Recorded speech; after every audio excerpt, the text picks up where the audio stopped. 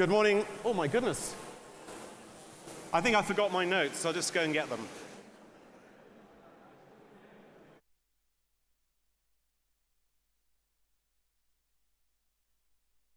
As SA Strat Aero PLC invites you to join them on stand number 7.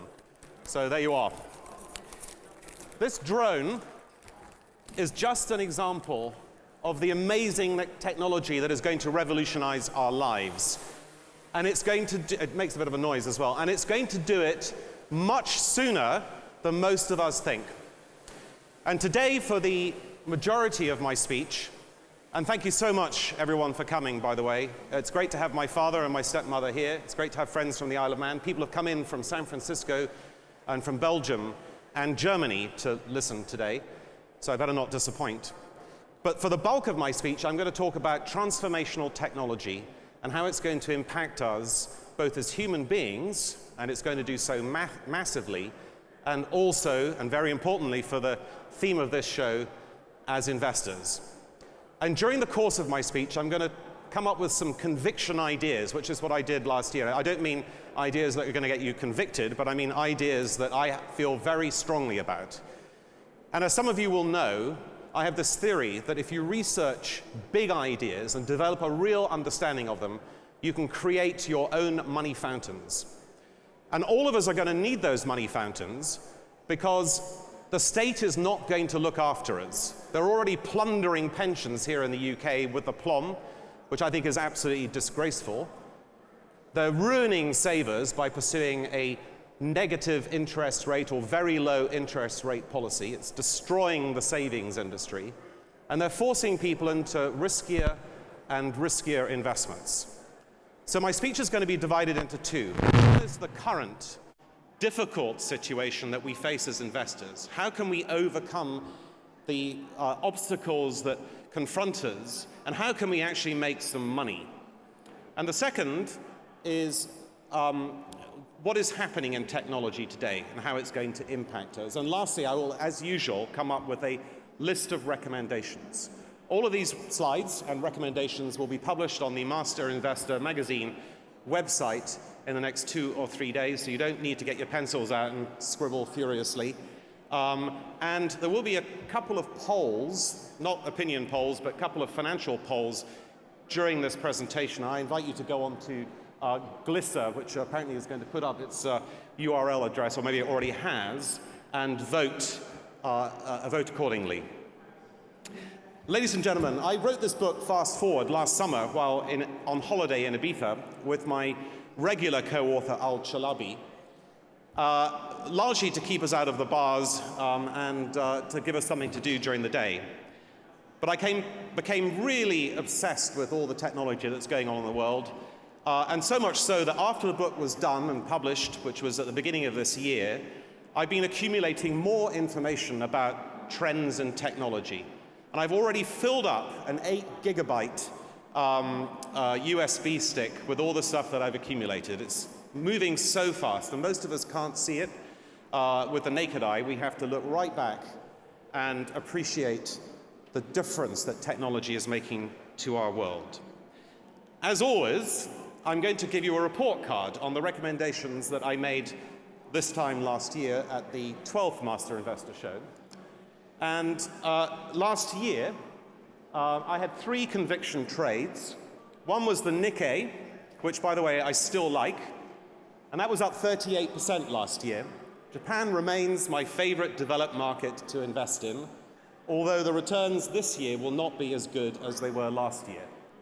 Then Gilead Sciences, which you may remember is the company that has got a cure for hepatitis C and sold $14 billion of the drug Solvadi in its first year of prescription, was up 37%. The euro is up 23%. Well, I meant sell the euro. I said sell the euro, so those who did that would have been up 23%. And the Australian dollar has depreciated by 17%. And I'll make comments on both those currencies later on. And overall, we were up on this portfolio by 33%. As always, there are some losers, and I make lots of mistakes. But as long as we can generate a reasonable return, and I think 33% in the context of the S&P being up 13 and the FTSE being more or less flat is a reasonable return, then I'm happy. So let's look at the macro outlook. I'm going to go through each of the main areas very briefly. But overall, world growth is fairly stagnant. Including the emerging markets, this year we expect world GDP growth to be about 2.9%. It's a fairly modest rate, and it's a modest recovery from the Great Recession that we had starting in 2008. In terms of the individual markets, let's talk firstly about the emerging markets. This is the area in which I specialized in the 1990s. Now, they are no longer a homogeneous bunch, the emerging markets. You have to look at them each individually. And some markets that are categorized as emerging, like South Korea, are actually fully developed countries and shouldn't be included in emerging market indices. There has been, however, a common theme across emerging markets in the last 3 or 4 years, which is that many companies, and for that matter sovereigns, have taken on large amounts of US dollar debt. Now, that has serious consequences potentially for these emerging market countries because they've got to repay that debt, and they've got to repay it in weakening currencies at a time when the US dollar is strong and is likely to remain strong for the foreseeable future. So we could have some serious ructions among corporates in some emerging market countries, and indeed we're seeing that in certain instances around the world. So watch out for that. There's $9 trillion of emerging market dollar-denominated debt out of total world debt of $57 trillion. It's a very large sum in relation to the size of emerging markets. Now let's talk very briefly about China. China came out with its first quarter GDP figures showing growth of 7%. Chinese statistics are notoriously wrong, but in this case they're way exaggerated. If you drill down into the components of Chinese growth, you will actually see that China probably grew at 1 or 2% in the first quarter.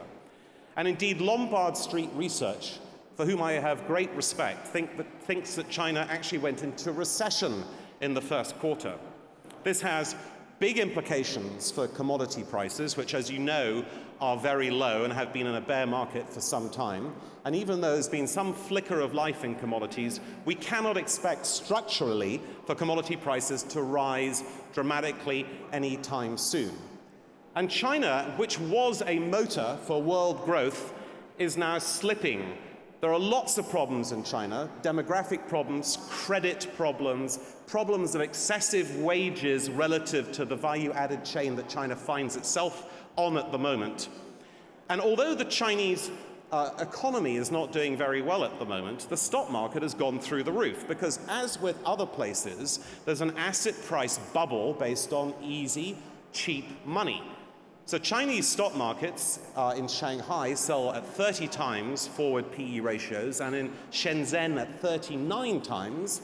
And it's a game of pass the parcel, like so many other pass the parcel games that are being played out in this era of apparently abundant and easy money, which I think, as James Ferguson alluded to, is going to end in some substantial weeping at some time in the future, possibly in the next year before I see you at the next Master Investor Conference.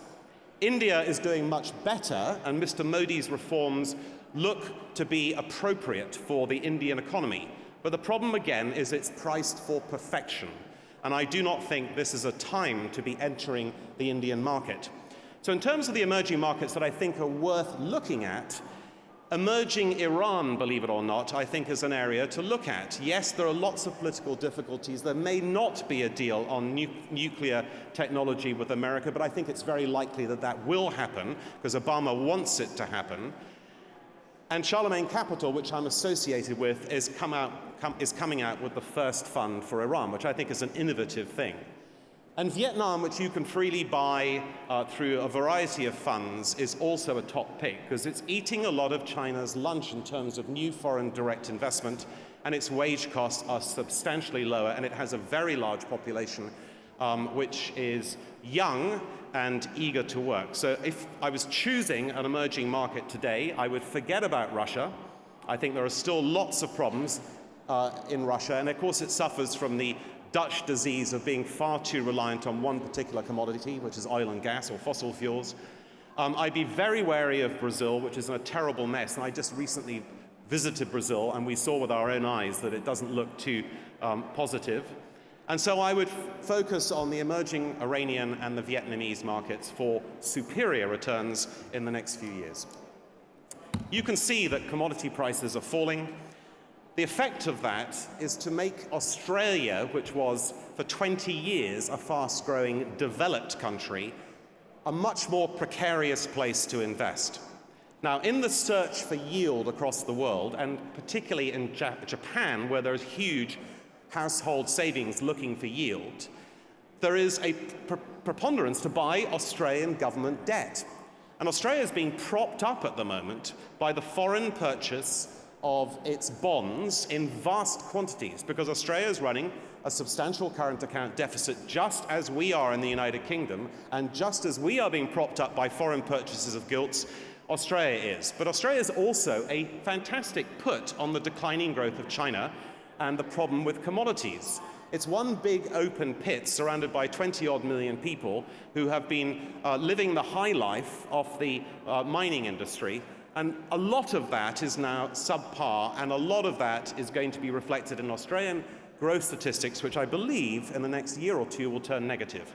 So I've been a bear on the Australian dollar for some time, as you know, and I remain a bear on the Australian dollar. Remember, it is only being buoyed largely by Japanese purchases of Australian government debt, but structurally the Australian economy looks very poor. So that is one of my trades. It's not a conviction trade, but if you have those positions short Australia, I would be short the Australian market.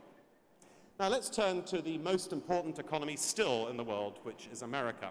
America is apparently, or has apparently enjoyed, relatively robust growth.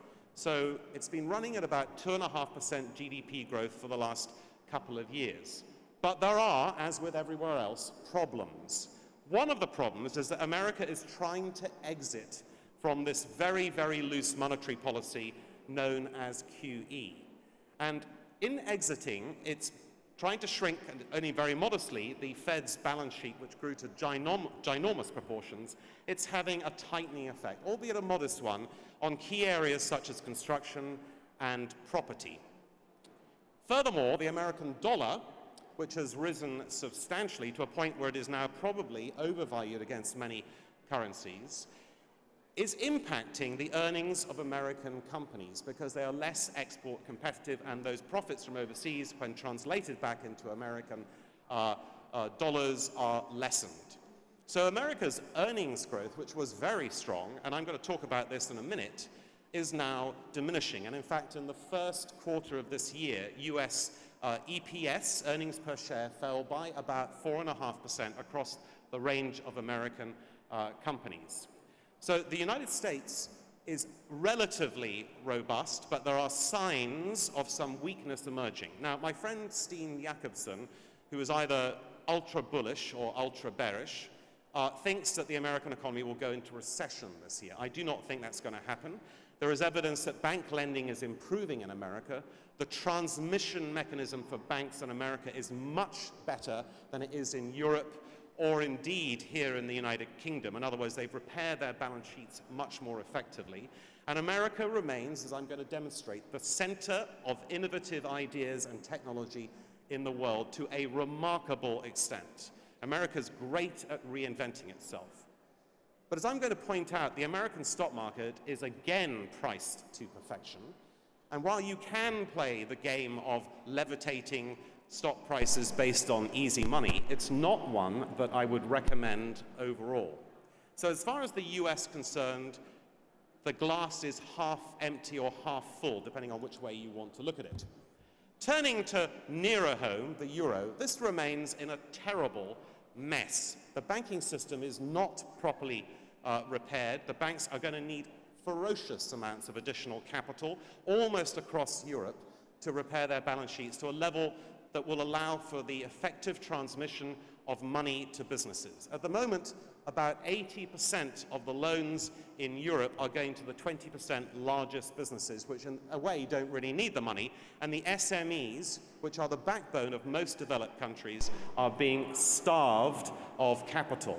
And here, later on, you can see some companies that are involved in fintech which are addressing the issue of loans to small businesses. And I thoroughly applaud and recommend that you look at some of those businesses as future disruptors of the way in which loans are allocated out there in the general economy.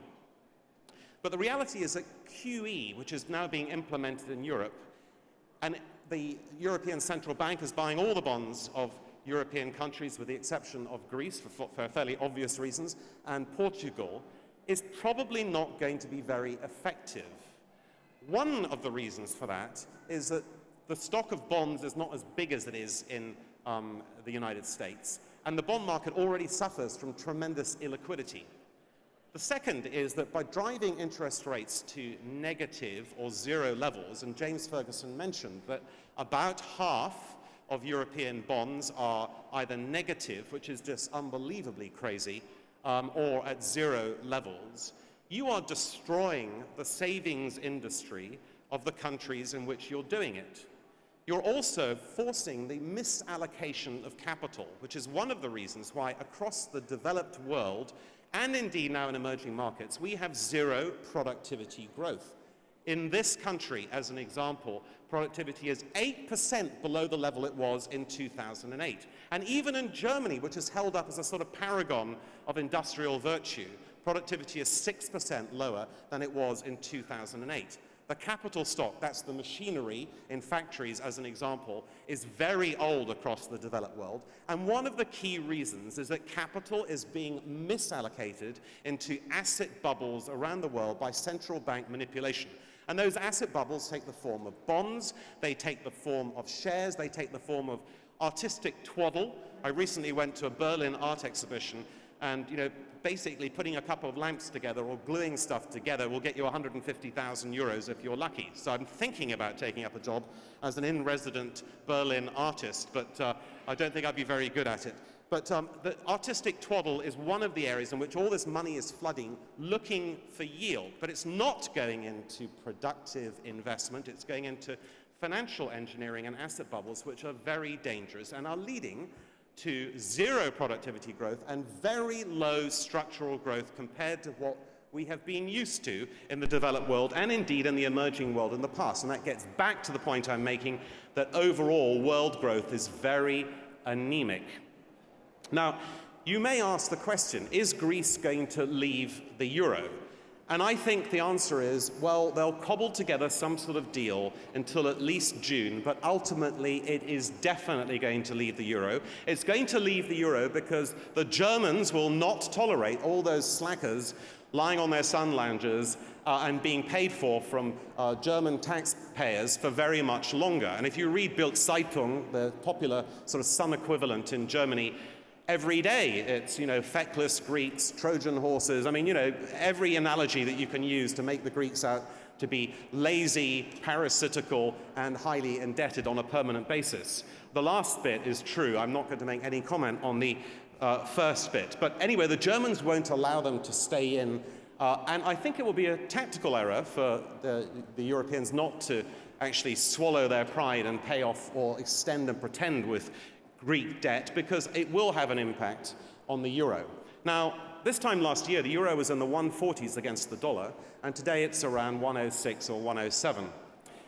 I reversed my position on the euro when it was down at 105. I believe that the euro is now at the appropriate level. I don't think it needs to devalue anymore. Europe's problem is not exports or export competitiveness.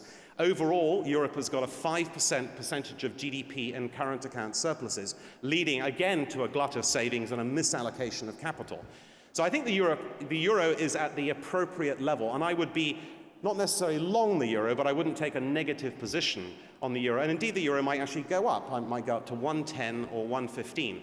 But in the short term, if there is an exit by Greece, then the euro is likely to have a fall, and it could go lower than parity. And remember, when the euro started, it went down to 88 cents against the dollar, so it's happened before.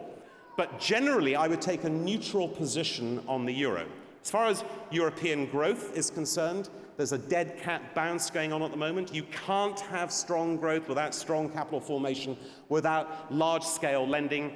And growth in the Eurozone is likely to be between 1 and 1.5% for the next couple of years. Nothing to shout home about, nothing to get too excited about in terms of stock markets, because they've already gone up a lot. I mean, the German DAX is up 24% this year. As far as the UK is concerned, we've got Nigel Farage, one of the party leaders, coming on at 2:30, and he's going to give a UKIP, I guess, view of, as a former investor himself, on how investments are going to be affected by what's going on in the UK. I can tell you it's going to be very volatile up to the election. No one knows who's going to win the election. In fact, probably no one will win the election, and there'll be a cobbled together sort of coalition. Coalitions are not necessarily bad. Most FTSE companies are largely exposed to overseas rather than the domestic market. We have about 75% of sales from FTSE companies are overseas in one form or another in the UK. So what happens internationally is almost more important than what happens in the United Kingdom. I think the stock market is priced again to perfection, and many people say, well, it's only the level it was on the FTSE in the 1999, but that doesn't mean to say that it wasn't violently overpriced in 1999 and just merely overpriced today. And I do think that most large companies in this country are at the top end of their range. And again, if you want to play the game of pass the parcel and levitating money, you can take that chance, but I don't intend to take that chance, because there are plenty of other opportunities, which I'm going to go through, for us to make money without having to take undue risks. I don't know who's going to win the election, but I can tell you that we have huge structural problems here in the United Kingdom. 5% current account deficit. And in the old days, I remember, the export figures were really key and they were watched very closely. Now no one pays any attention to them. And our deficit, our fiscal deficit, is still 5% of GDP, the highest in the developed world. So things are not that great here, and as James pointed out, if there's a reversal in gilt prices and interest rates go up because foreigners lack the confidence in the United Kingdom, which they might do in the case of, let's say, a Labour SNP coalition, then there's going to be real problems for the UK. And if I was the Chancellor of the Exchequer now, I'd be borrowing at 30 years as much as possible and lowering the amount that I borrow at for short tenors or short durations. But I'm not the Chancellor of the Exchequer, and I think we have governments that are not fit for purpose in this country. And Farage makes a very good point, which is that too many of our politicians are careerists. They've not been trained in the real world. They're not like us, investors. They don't know how hard it is to make a buck in the real world. And as a result, they take policy decisions which are destructive of wealth. And here in the UK, we have, again, a very low investment rate in terms of new machinery, which is basically going to affect our long-term economic growth. And we have hugely low interest rates relative to our growth rate. And that is destructive in another way, because if you're a pension planner and you guarantee a rate to pensioners in the future, or you're a life insurer and you're assuming a certain rate of return, your balance sheets are under tremendous strain. And the balance sheets of life assurance companies and of pension providers, particularly in Germany and other northern European countries, are under tremendous pressure at the moment as a result of the inability to find anything that yields without serious risk. And that's why very poor investment decisions are being made by fund management companies and pension providers and insurance companies around the world as we speak. Now let's talk about valuations. I think, as you know, the cyclically adjusted PE ratio, which is a good indicator of value in markets, along with dividend yields and balance sheet ratios, is at almost all-time record high. It was up here in 1999 before the large-scale bubble burst. And this is at a time when earnings are under severe pressure. And so, hang on, I'll just go back to this one. And let me just put it this way. In America, as I said, EPS growth in the first quarter was negative. And that's despite the fact that American companies, which are regarded as being cash rich, but actually it's not really the case, have been buying back their own stock for financial engineering purposes at record rates. $600 billion was added to corporate debt in the United States last year for the primary purpose of buying back stock. $450 billion was paid out as cash dividends to shareholders in the United States last year. And margin trading is at record levels in the United States. Those factors do not make for robust economics in terms of stock markets. 19 times historic earnings with zero earnings growth is not a good place to invest in the status quo. Yet people continue to do it, and they continue to do it in this country as well. The big fund managers buy the Unilevers, they buy the Diageos, they buy those companies which are basically bond proxies paying out a dividend that is better than you can get on government bonds, but not much better, and they bid them up to about 30 times earnings on both sides of the pond. That is a speculative position to take, and I think it's a dangerous position to take because those stocks are over-owned, overloved, and that when the rush goes for the exit, when the rush to the exit happens, there is going to be serious consequences. And that rush may occur because they are effectively bond proxies, growth bond proxies, when we do get a reversal in interest rates, which is going to happen. Now, my first conviction trade, this is the one that I really like for this year. This is my Euro call of last year equivalent. I went to Switzerland recently with a number of friends for skiing. I couldn't do any skiing because I damaged my eye. So I sat in the hotel and I ordered a cup of tea, all right? Fairly simple thing to do. So the cup arrives with the tea bag. There's no ceremony, there's no cucumber sandwiches, there's no silver platter, nothing like that. The guy dunks the tea bag in it and says, that'll be 7 Swiss francs, which by the way is about £5 and a bit. Okay, fair enough, but the tea's not very strong. It's one of those Swiss insipid tea bags. So I asked for another one. Tea bag, that is. And he charged me for another cup of tea. All right? Switzerland, if you've been to it, is ruinously expensive because the currency is out of whack. Now, I know that the Swiss franc has been a widow-maker trade for decades. People have gone short of it. People have taken mortgages out in Eastern Europe. People in Austria have taken out Swiss franc mortgages, and it's been very much to their detriment. But on January the 15th this year, the Swiss central bank unpegged its currency against the euro, and it fell from about 120, well, it was 120, down to at one point 80-something cents, and it's now around parity, about 102 or 103. Switzerland at that price is going to have severe problems. They're either going to have a massive internal devaluation, which means compressing wages, which means austerity, which they're not going to do because they're Swiss and they like their good life and they like looking at their watch collections and munching on chocolate and counting their money. So they're not going to accept internal devaluation. And as a result of that, the Swiss franc is going to fall because a large part of the Swiss economy is what you might call Mittelstand, equivalent of Germany, so manufacturing companies which are basically being priced out of markets. And it's being reflected in Swiss GDP growth, which is probably going to go negative, and in Swiss exports. Another big part of their economy is finance. It's about 10% of the economy. Now, as you know, the Americans are absolutely determined to deter anyone from putting their money in a Swiss bank. They're basically being fined out of existence. And because the negative interest rate applies to Swiss franc deposits now, the savings industry is being destroyed in Switzerland, just as is surely being destroyed in Denmark and other places which have negative interest rates, and is being partly destroyed here in the United Kingdom because interest rates are inappropriately low. So I suggest, first of all, don't go to Cloisters. It is the most boring place I've ever been. And if I was there for a long period of time, I would ask for a prescription of something to take me out of it.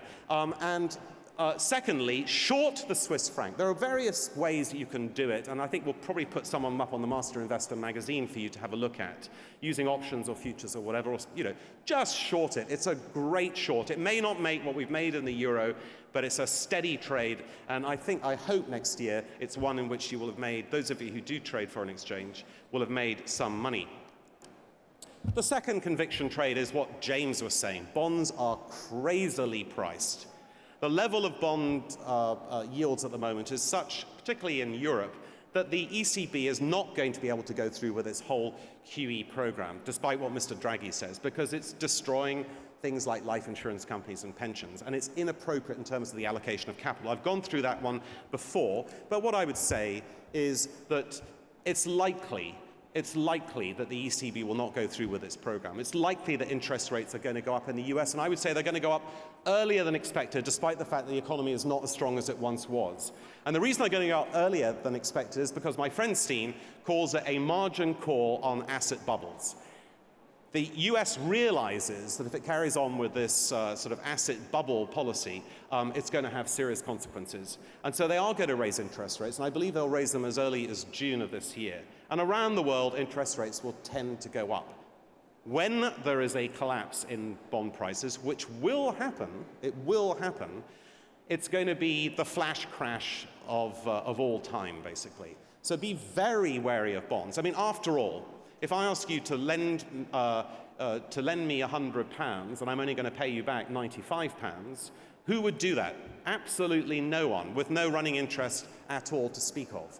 But people are doing it, and they're doing it because it's a real game of pass the bomb in this case around, not pass the parcel. And it is going to explode, and it is the most important thing in financial markets at the moment. And Bill Gross, who's not a very likable chap, edit that bit out, is not a very nice, likable chap, apparently, says that bunds are the biggest short of his investment career, and he's been at it for ages. I think he's in his late 70s or something like that. So this is a great conviction trade, and if you can trade short bonds, do it. It may be volatile, but you will make money in it. So we have zero growth in our high-tech world. We have zero interest rates, and for many people, there are zero opportunities, particularly young people and people in emerging markets. Why is that? We've had the internet for 20 years. So I've given you some negative stuff on the world, but I believe that we are on the cusp of the most amazing revolution in world history, and it's going to happen in the next 5 or 10 years. And looking in 15 years' time, this whole place will look different. We'll all look different. We'll have different prospects. We'll be doing different things in many cases. And it's all because of transformational technology.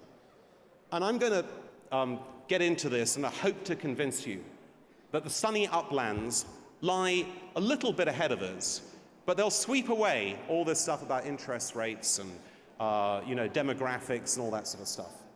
We are in a true renaissance, and for serious investors, such as are in this room here, the opportunities are absolutely immense. And I'm going to try and give you a flavor of some of those, and it's all based on computing power and Moore's law. First of all, we live in a primitive world. If you walk out into Islington High Street today, or indeed the Strand today, it doesn't look much different from the 1890s when the horses were going up and down. The buildings look more or less the same. There's cars now, there's sort of motorized transport, but it's more or less the same. And that is because building takes such a long time. It takes 12 months to 18 months to build a house in this country, which is absolutely crazy. Why does it take so long to make a building? So look at the Strand today, 2012, relative to 100 years prior, and you can see there's not very much change. But look at what could happen. This is robots building houses. This is going to happen, by the way, and they're going to build houses made of prefab, 3D printed materials. They'll build them to your specification. They won't all look like Barratt homes, i.e. identical. This is going to be absolutely revolutionary for the building trade. And whereas this country, they argue, the politicians, about 100,000 houses here, 200,000 there, this will completely transform the building trade, and is just one example of how our physical landscape will more reflect our internet and technology landscape as we know it today. It's all down to computing power. I've shown you this in previous years. This is the hockey curve effect of technological transformation. We are, as a result of computing power, and particularly Moore's law, which, as you know, posits that every 18 months the price of computing power comes down by half and the capacity doubles. And that's still intact, despite having been forecast to be in the obituary pages on many occasions. It's still intact. And of course, there's other things such as quantum computing and new forms of computing emerging as well.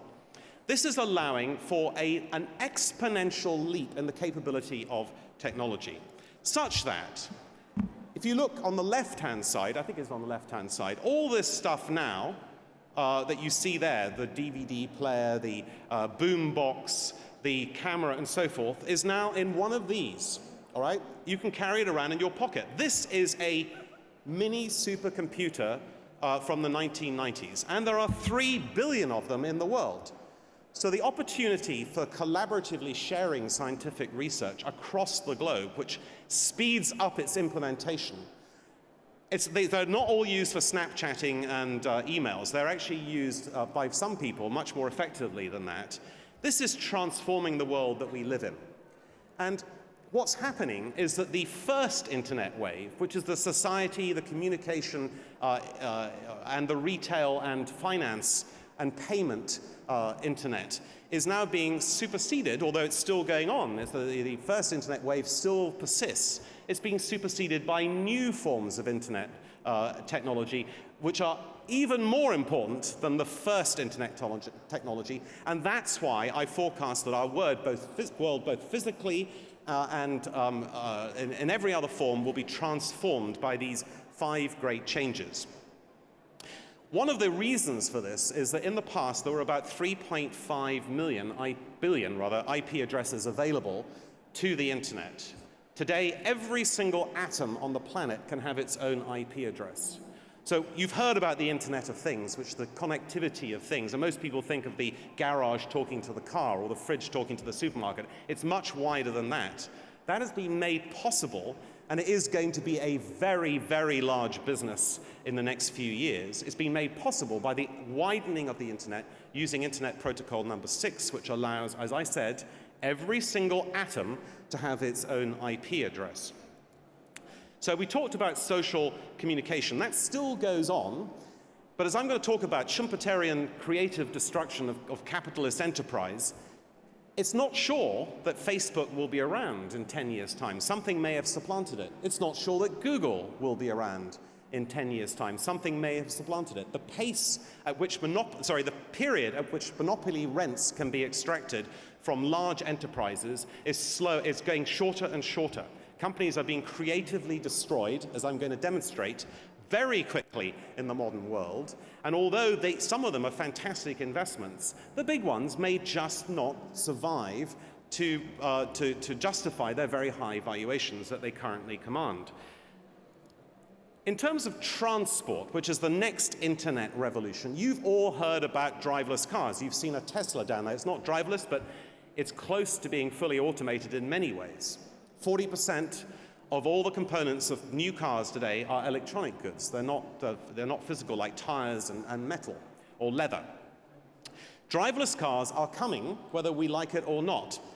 And driving cars will become a hobbyist's pleasure. You'll drive around sort of Silverstone in one of those old cars that had drivers in the past.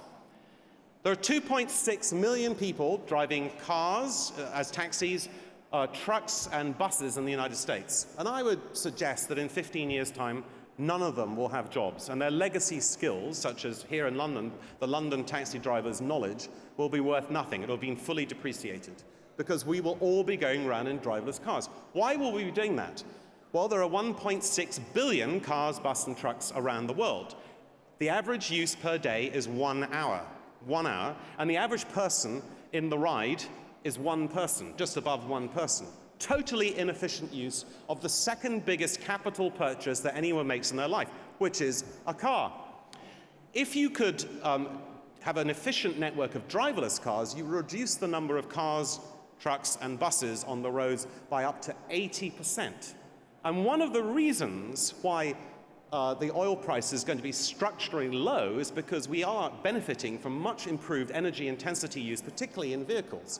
In the old days, you remember cars did 10, 15, 20 miles a gallon. Now they're up to 80 or 90, and with electric cars, that's going to improve further. And hydrogen fuel cell cars, that's going to improve even further than that.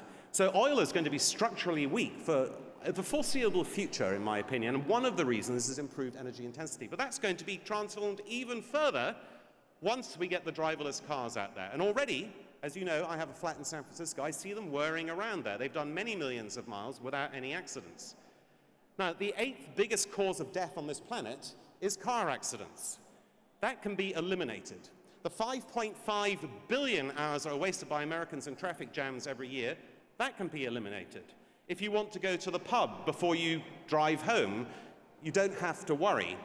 You will be this is the genuine sharing economy. You'll be able to share cars. You'll be able to send your children in a driverless vehicle, which can be summoned in an instant to the school without having to take them on school runs. This is going to be physically transforming to us. All the street furniture that you see out there, the traffic lights and all that sort of stuff, it'll be gone. 10 to 15 years' time. It's happening now. This is not a scientific, sort of a vision of the future as in 2001, A Space Odyssey. And it's going to change the whole industry. It's going to change the car industry. It's going to change the industry of moving people around. And it's fantastic. And it's happening right now. Now, you might think, well, is it really going to happen that quickly? How are all these people going to lose their jobs so quickly and so forth? Well, let me just point out that in the United States in the last 10 years, half of all secretaries and private personal assistants have been put out of business. They've just gone, they've lost their jobs. Because enterprise software is allowing people to run their lives without having a personal, I can't do without mine. She's in the audience, by the way. I can't do without mine. But a lot of people are just going to not have personal, they're going to work virtually, basically. So this is exactly what's going to happen in transport, and Uber is just the beginning of it. I think Uber is vastly overpriced for what is basically an app. But the point about Uber is to demonstrate the way forward. Driverless cars are here. And of course, you saw a drone earlier on. The drones will be delivering stuff for Amazon and DHL quite soon, and they're doing trials at the moment. They'll have to work out a way of doing it safely, but they will, and we will be getting stuff delivered by drones. It's just almost unimaginable 10 years ago. The next internet wave is energy. Energy efficiency, which I talked about briefly earlier on, is going to improve dramatically. There's a stand at the back there showing how you can lessen your use of gas in your house by 50% using a very simple technology. Nest was bought by Google for $3.2 billion US dollars, which is a thermostat that learns smartly how your pattern of behavior, so it turns down the thermometer, turns down the use of heating when you're not at the house and so forth. Solar power costs are coming down absolutely dramatically. I was talking to a friend of mine yesterday, and now it's about 40 cents per kilowatt. In just 15 years ago, it was about $35 per kilowatt, so the price is coming down to the point where it can be printed on cardboard and put on almost any surface. And the fact is that solar power in many countries now is at grid parity. So the model of the old power companies is going to be a very different one. A lot of them are in trouble, particularly the German ones, because they're leveraged, and they've got these old-fashioned plants which generate regular electricity, and they're competing with people who are making it themselves on their own houses. And with wind power, of course, as well. So energy efficiency, I think, will rise from about 13%, that's 13% of energy goes in, and about, 100% goes in and 13% comes out in terms of productive use, is going to rise to about 30%, and that will be dramatically transforming. And one of the reasons for that is that appliances will talk to each other. They'll say, right, we'll turn it ourselves down, or we'll go off, because of the Internet of Things, because of the connection using silicon transistors between devices. So energy efficiency is the next internet boom that we are going to see very evidently in our lives in the next few years. Now, connecting all this stuff together, of course, is the Internet of Things. And as I said, I'm not just talking about fridges talking to supermarkets, I'm talking about logistics. The just-in-time Japanese model, which is now going to be refined to fantastic levels. And of course, we've got artificial intelligence, you've got virtual reality, which is at the back, and robots are coming out of the cage. Now, I think robots are probably the most exciting area, apart from biosciences, in the world today. Robots, as I said, are coming out of the cage where they've been stuck in factories. And in the 1980s, I saw Fanuc, which is my favorite robotics company, with robots already making robots, with almost no people in the factory. Now, just imagine what they're like today. They are the world's largest robot company. And those robot capabilities that we see around the world today, and robots, by the way, at the moment cost about $5 per hour, fully costed over their useful lives, which are about 15 years, okay? And there are 136,000 industrial robots put into factories around the world last year. That number is going to absolutely explode, because robots don't go on strike. Robots don't complain. Robots work 24 hours a day. Robots can be taught using artificial intelligence, haptics, and other new technologies how to act almost like human beings. And already on many production lines, you have collaborative robots which work with human beings doing more or less the same task. And robots will be able to do almost every task that human beings do repetitively. And I'm not just talking about making things, I'm talking about working in bars, working in McDonald's. They will be able to do it more efficiently and cheaper than human beings can do it. And they are coming. The Luddites may complain, the politicians may be worried about job losses, but it's going to happen. And I think those of us who embrace new technology should call ourselves techites.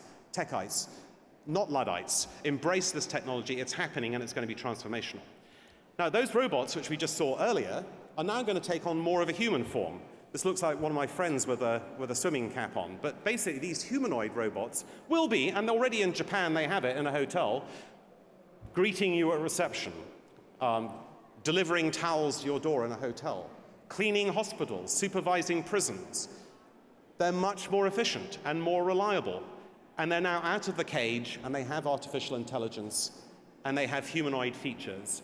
And they're going to be looking after all the old folk, because the demographics of our countries are such that the number of people, given the transformational life sciences business that we've got at the moment, who are living to over 100 years old is going to explode. And there aren't enough human beings to look after them.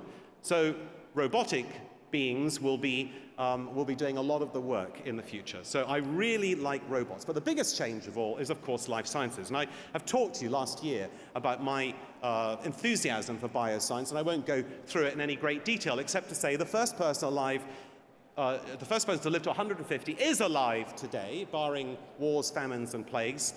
We are going to live much longer lives, and those lives will be welderly. You won't be dribbling in a chair in the nursing home like Granny does at the moment. You'll be living a welderly and not an elderly life coming very soon. And as you know, diseases are being knocked down one by one. Cancer researchers at the back there, the survival rate, 5-year survival rate for cancer now is about 70-something%. That's going to go up dramatically. There are great new therapies coming to market. There are great new therapies for orphan diseases. There's the editing of genes in vitro, as well as in vivo, i.e. in the human body that's happening now, using CRISPRs and zinc fingers and talons. And all of those areas, cumulatively, are going to result in a much, much expanded lifespan for all of us, which gets back to my original point. Don't depend on the state to pay for your retirement. You cannot retire at 65. You'll be retiring at 75 or 80 because there's no other way of paying for this retirement that could go on to 110, 120 in terms of lifespan, if not beyond that. And of course, you've got robotic surgery. Already half the prostatectomies in the US are done by robots. A very large number of hip implants are done by robots, or hip replacements.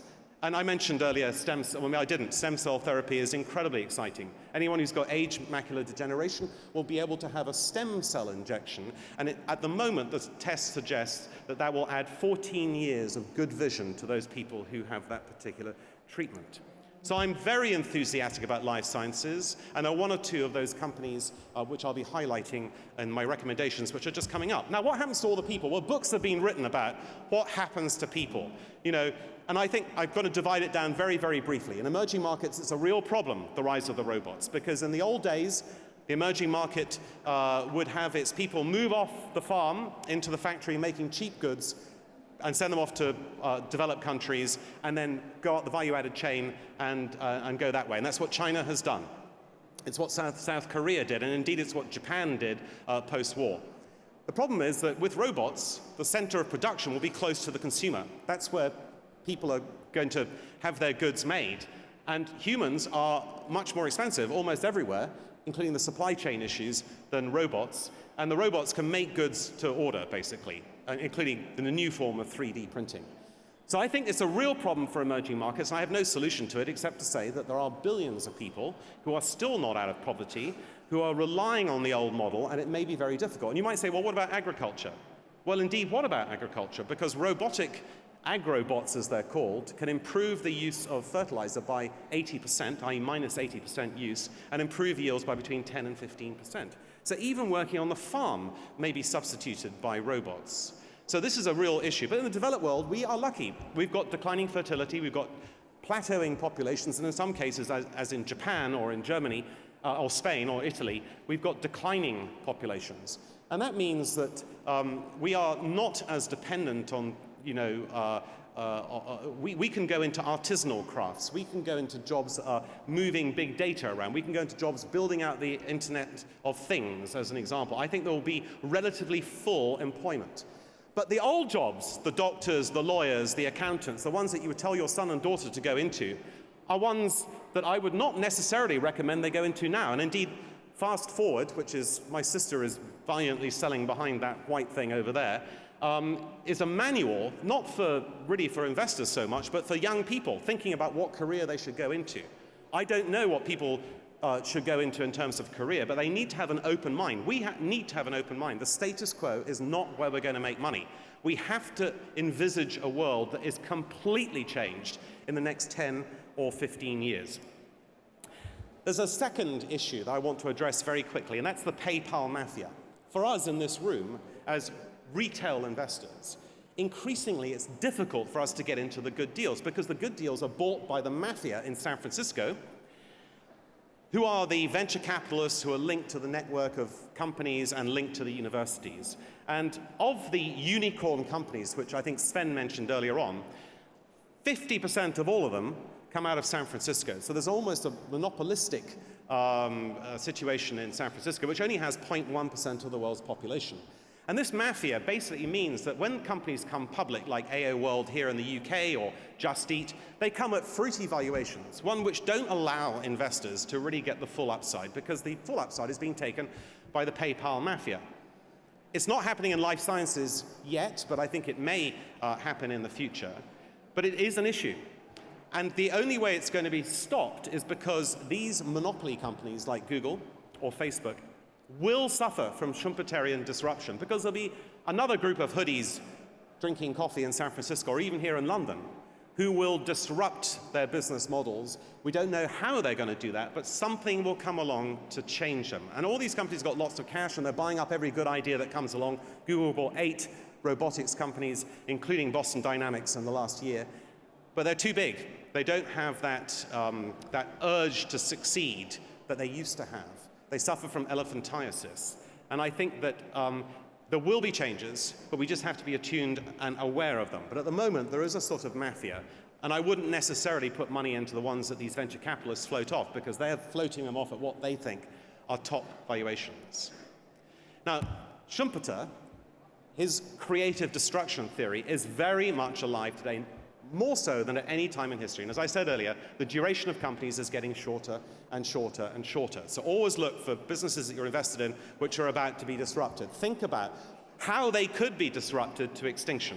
Just look at all these names here. Kodak had 145,000 people at its peak. Now it's down to, it's bankrupt. Blockbuster's gone, HMV, well, I think it's been revived recently. But look at this example. 4 years ago, I talked to you about 3D printing, and there are were two major players in this industry, 3D printing systems and Stratasys. Both of them are down by 75% in the last year in share price terms because someone came along with a better 3D printer, carbon 3D printing. And 3D printing is going to be massive, but they were the dominant factors in the industry, which is a great industry. It's going to grow. There's going to be something like 18 million 3D printers produced in the world in 2020, according to forecasts, but they lost their edge and they're gone. And that's the effect of this creative destruction, shortening of tenure and duration. Now, what I guess most of you are here for is some ideas. So I talked about Fanuc. I love Fanuc. It's about 30 times earnings, but earnings are growing by about 50% a year. I think the Japanese market has some way to go, perhaps up 15 to 20% this year. After all, remember that the Nikkei was at 39,000 in 1989, and it's just around 20,000 today. I like Hewlett-Packard because it is very cheap, and it's a dinosaur that's reawakening, and it has a fabulous technology, which I urge you to look up, called memrisors. I'm not going to go into the detail now.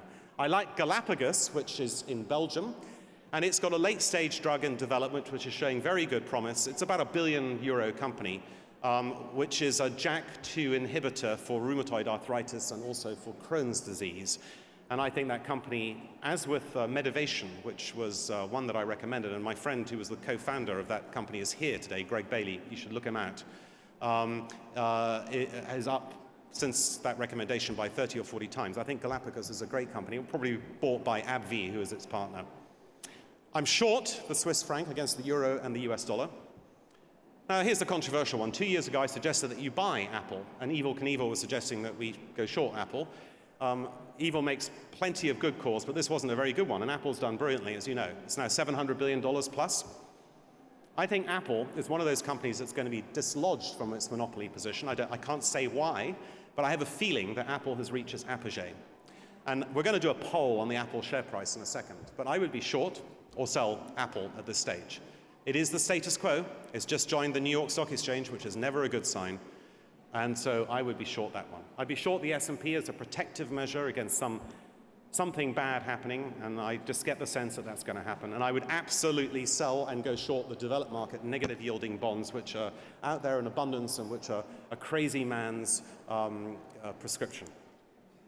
So if you go onto your Glisser, what roughly will the Apple share price be in a year's time? I invite you to answer that question. I'm going to move on to the next poll as well, which is, I have to wait for a second. Right, there we are. So some people think it's going to go down a lot because it's about 129 at the moment. Some people think it's going to go up a lot, and some people are in the middle, which is, I guess, what you would expect. And the next one is, what will the sterling dollar exchange rate be in a year's time? Is it going to be 130 against the dollar? It's about 150 at the moment. Or is it going to be 180? And here we have the poll. It's a third evenly split. This is this new Glisser technology, which you can see demonstrated down there. And by the way, there are 10 startup companies, and I looked at all of them yesterday, and all of them have got free copies of my book to give away to people who ask intelligent questions, or any question at all for that matter. So after this speech, go down there, populate their stands. They're great companies, and it's British entrepreneurship at its absolute best. And I recommend that you spend some time talking to them. Although most of them you can't invest in at the moment, you will be able to invest in them in the future. So long recommendations. I'm not going to go through this list. You can get the slides out. I like Hitachi. It's in the Internet of Transport, as well as being in robotics. It's very cheap. It's a Japanese company. It's a great big Leviathan. Sunny Optical is a top pick, Hong Kong-based company for automotive, autonomous automotive stuff. I like Synergy, which is a company based in New York, which has got a drug for chronic constipation, which is very near to being commercialized. And the company is basically, I think, up for sale because they've almost advertised that fact. And Greg Bailey and I are partners in a company called Portage Biotech. Greg was, as I said, the co-founder of Medivation. He's a medical doctor. And Portage has a wonderful new drug in development for depression and anxiety, from which the American population, about 10% of them suffer. So it's a very big potential market. I'm long the Nikkei. There's an ETF that you can buy to be long the Nikkei. And we really like, and this is speaking my own book to a certain extent, the Magna Biopharma Income Fund. The manager is here, Andy Smith. He's absolutely brilliant. He's got a very long-term track record. And in the last 15 months, it's up over 60%. So he's demonstrated his credentials. He's also a mature fund manager. He's been around for a very long time. And I thoroughly recommend having a word with him if you have the time and the inclination. And as far as shorts in this market are concerned, look, LinkedIn and the US, LinkedIn is the worst website in the world. I don't even know what its purpose is for. It bugs me with so many likes and recommendations and connections and so forth, none of which I can really work out how to use. I think it's vastly overpriced, as is AO World, which basically sells washing machines and fridges on the internet. Here in the UK and in Germany, I think it's way overpriced and it's a short, and as is Just Eat, which is one of those apps which we could all make in our spare time if we knew how to code, which I don't, but I could pay someone to make an app like that. So those are my short recommendations. Now listen, finally, unconventional monetary policy pursued by central banks around the world has distorted asset prices. This is a dangerous place for us investors to be. Big institutions are chasing inappropriate levels of risk. Risk premia are far too low. Something is going to happen. And I think in the short term, bonds and some markets are sells. The world looks primitive to us physically, but it's going to change very rapidly in the next 5 or 10 years. And that change is going to disrupt our lives and disrupt our portfolios unless we take advantage of it. I would invest in robotics. I'd invest in bioscience. I'd be very nimble with your investments. Look for companies that are emerging, not companies that are in the status quo. And I do believe, and this is my final tagline, that technological transformation is going to affect us all in ways that we can't imagine at the moment. And I want to bring some of my enthusiasm to you about that and end with the wish that in the next year you have happy hunting in your investment endeavors. Thank you very much indeed, ladies and gentlemen.